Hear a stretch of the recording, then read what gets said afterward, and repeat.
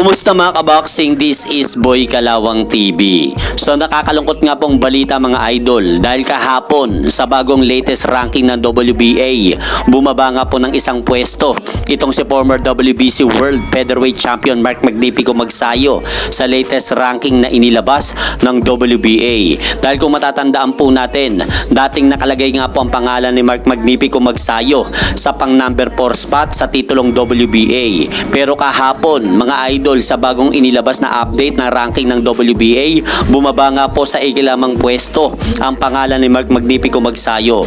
Pero may good news naman po tayo dahil sa WBC ranking nananatili ang pangalan ni Mark Magnifico Magsayo sa ikalawang pwesto. Habang nasa pang number 1 spot naman itong Mexicanong boksingero na si Eduardo Hernandez. At sa kabilang balita naman po mga idol, mapapalaban ang isa pa nating Pilipinong kababayang boksingero na si Genesis Servania dito sa Chinese boxer na si Aketeleti Yilijan ngayong darating na buwan ng February 8 sa lugar ng Cebu City para sa titulong WBO Oriental Lightweight Championship title. At nauna na nga pong sinabi mga idol ng Chinese boxer na si Aketeleti Yilijan na tatapusin po daw nito ang Pinoy na boksingero na si Genesis Servania sa isang malinis sa paraan sa pamamagitan po daw ng knockout. Iabangan na lang po natin mga idol kung magagawa po ba ng Chinese boxer na tapusin ito si Genesis Servania sa pamamagitan ng knockout kapag naghaharap na sila sa ibabaw ng lona.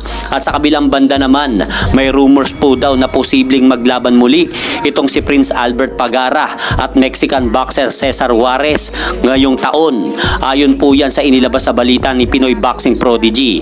At target nga po daw gawin ang laban na yan sa lugar ng Baguio City. Dahil kung titignan po natin mga idol, ang record ni Prince Albert Pagara, ang kaisa-isang talong po nito sa kanyang buong professional boxing record ay noong talunin po siya ng Mexicanong boksingero na si Cesar Juarez via knockout sa ika-8 round noong taong 2016. Kaya po ngayon mga idol, kung sakaling matuloy nga po ang kanilang rematch na dalawa, ay magandang pagkakataon nga po ito para sa ating kababayan na si Prince Albert Pagara upang makabawi nga po ito sa kanyang masaklap na pagkatalo sa kamay ng Mexicanong boksingero na si Cesar Juarez. At hanggang dito na lang po muna ang aking update sa mga aganapan sa mundo ng boxing. At syempre mga idol, huwag nyo rin pong kalimutan pakisuportahan nyo naman po muna ang ating munting channel.